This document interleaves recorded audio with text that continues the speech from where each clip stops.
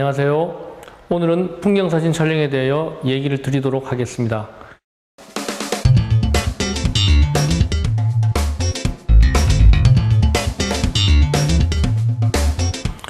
인물사진 이외에 주로 찍게 되는 사진 소재 중에 하나가 풍경사진입니다.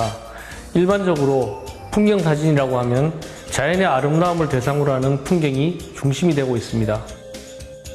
풍경사진의 매력이라고 한다면 우선 그 대상이 정적이고 피사체를 음미하면서 부담 없이 여유를 가지고 찍을 수 있다는 것이 가장 큰 매력일 것입니다. 그러나 풍경사진이라고 해서 셔터 찬스가 무시되는 것이 아니라 경우에 따라서는 스냅 촬영하듯이 빠른 순간에 찍어야 되는 경우도 있습니다. 동일한 대상이라도 계절과 기상의 변화 그리고 시간의 경과에 따라서 광선과 색온도가 변화되어 자연의 표정이 달라지게 되어 각각 색다른 느낌과 장엄함을 맛볼 수 있게 됩니다. 우리 주변에서 많이 볼 수 있는 자연 풍경의 소재를 분류해 보면 산, 숲, 폭포와 시냇물, 바다 등 유형의 소재와 바람, 소리, 빛, 움직임 등의 무형의 소재로 구분해 볼 수 있습니다. 풍경사진을 표현하는 방법으로 우선 자기 나름대로 보았던 풍경의 느낌을 시각적인 요소들로 만들고 이런 느낌을 포착하여 전달할 수 있는 방법들을 찾아내는 것입니다. 많은 초보자들이 실패하기 쉬운 것은 너무 욕심을 부려 이것저것 마구 화면에 집어넣어 화면 구성이 복잡하고 산만해지는 것입니다. 그렇게 되면 이미지가 약해져 대상이 강조되어 보이지 않거나 이와는 반대로 촬영자 자신이 관심과 흥미가 있는 피사체에만 의식을 집중시켜 사진을 찍는 경우가 많아 자신으로 나온 결과물들을 보게 되면 무엇을 찍었는지 알 수 없는 경우가 많이 일어나게 됩니다. 사진 촬영에서 불필요한 사물까지 찍힌다는 사실을 언제나 염두에 두고 처음에는 욕심을 버리고 사물의 형태나 색상, 질감, 패턴 등 단순한 요소들을 사진으로 표현하는 것이 좋습니다. 그리고 동일한 대상을 가로구도와 세로구도로 촬영하면서 느낌을 비교해 효과적인 프레임과 카메라 앵글, 카메라 위치, 카메라 거리 등에 대하여 연구하면서 화면 구성을 생각할 때 주제를 강조하기 위해는 어떻게 접근하고 배경을 어떻게 배치할 것인가 작가의 솔직한 감동을 최대한으로 전달하면서 화면의 단순화를 생각해야 합니다. 풍경사진 화면 구성 시 3분할법을 이용하여 주요 피사체를 프레임 중앙에 배치하지 않도록 주의해야 합니다. 예를 들면 사진 중앙에 지평선이 배치되어 있으면 대칭 구조의 안정감은 느껴지지만 다소 단조롭고 정적인 이미지가 만들어지게 됩니다. 화면을 수직과 수평으로 3등분하여 가로선과 세로선이 교차하는 지점에 피사체를 배치하면 그림과 같이 보다 흥미로운 구성 효과를 만들어낼 수 있습니다. 그리고 경우에 따라 수평선을 항상 동일한 위치에 배치하지 않도록 수평선을 매우 높거나 낮게 배치하여 더욱 특이한 풍경 이미지를 만들어낼 수 있습니다. 프레이밍에서 카메라와의 거리, 카메라 위치, 카메라 앵글 등의 세 가지 요소가 상호 밀접이 융합되고 있다는 사실은 상식적인 것이지만 여기에 사용되는 렌즈의 선택이 큰 변수로 작용하게 됩니다. 렌즈의 선택은 시각의 심리적인 효과라는 점에서 매우 중요한 역할을 합니다. 실제하는 자연 풍경 중에서 피사체의 발견과 그것을 표현하는 방법으로 렌즈의 특성을 활용하면 효과적인 표현이 가능합니다. 마음의 눈과 렌즈의 눈이 일체화될 때 좋은 작품이 만들어지며 찍을 때마다 렌즈를 교환해서 풍경을 봐야 한다면 번거롭고 셔터 찬스를 놓치는 서툰 방법이라고 볼 수 있습니다.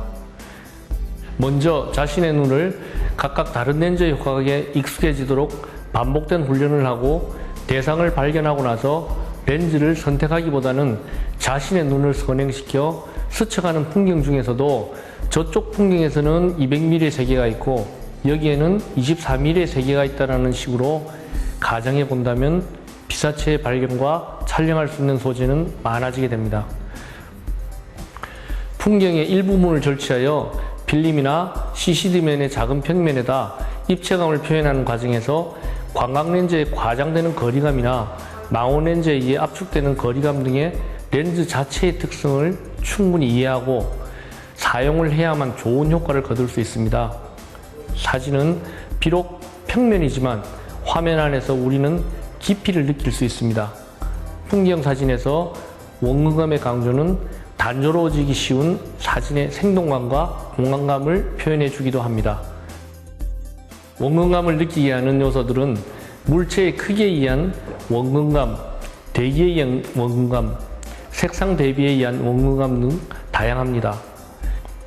예를 들면 화면을 구성하는 데 있어서 정경과 중경, 전경과 원경, 그리고 중경과 원경의 구성을 생각해 볼 수 있습니다. 이때 강력한 원감을 표현하기 위해서는 전경과 원경에 의한 화면 구성이 가장 유리한 방법입니다. 이때 광각 계열의 렌즈를 사용하여 앞에 있는 꽃에 접근하면 꽃은 크게 강조되나 먼 곳에 보이는 산의 높이에 대한 느낌이 감소되는 단점이 생깁니다. 그러나 전경의 과장된 표현에 의해서 부재의 상황이 충분히 설명되는 효과를 얻을 수 있는 장점 때문에 주로 많이 촬영되는 표현 기법입니다.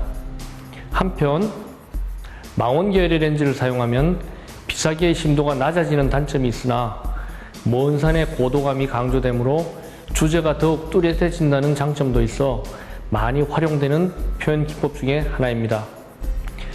풍경사진 촬영에서 사진의 전반적인 분위기를 좌우하는 중요한 요인 중에 하나가 광선 상태의 선택입니다. 자연광인 태양광은 하루 중 시간대에 따라 방향이 변하면서 태양과 피사체 간의 위치에 따라 순광, 사광, 측광은 물론 반역광이나 역광으로 변하면서 피사체의 형태 묘사, 질감, 콘트라스트, 입체감 등에 많은 영향을 미치게 됩니다. 그리고 광원의 방향 못지않게 중요한 것이 맑은 날에 콘트라스트가 강하고 그림자가 짙고 뚜렷한 태양의 직사광, 흐린 날에 콘트라스트와 그림자가 부드러운 확산광의 효과입니다. 여러분들이 꼭 기억해야 할 것은 그 사진 그 자체는 빛과 그림자로 표현하는 것이라는 것을 잊어서는 안 됩니다. 그리고 풍경사진은 해가 떠서 2시간, 해가 지기 전 1시간이 결정적으로 좋은 시간입니다. 이 시간대에 낮게 비춰지는 광선 상태는 시시각각으로 변화하면서 긴 그림자를 만들어 주어 풍경에 깊이감을 더해주고 자연을 드라마틱하게 연출해주며 특히 일출이나 일몰의 변화에 의한 붉게 물든 하늘의 색조는 놓칠 수 없는 좋은 사진 소재입니다. 풍경을 촬영하는 데 있어 또한 중요한 것 중에 하나가 노출의 설정입니다. 적정 노출에만 신경을 쓰다가는 주관 있고 특색 있는 풍경 사진을 만들 수는 없습니다. 노출을 결정하는 데 있어 하이라이트 부분을 기준으로 할 것인가, 또는 섀도우 부분을 기준으로 할 것인가, 아니면 평균 측광으로 할 것인가, 이런 점들이 걸작을 만드는 갈림길이라 하겠습니다.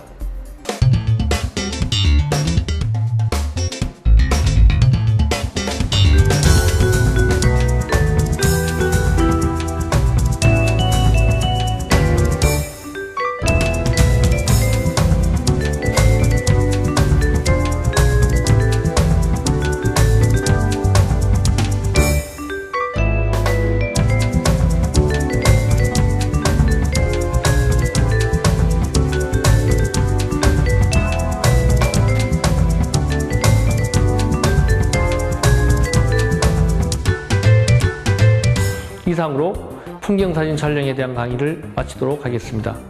감사합니다. 안녕히 계세요.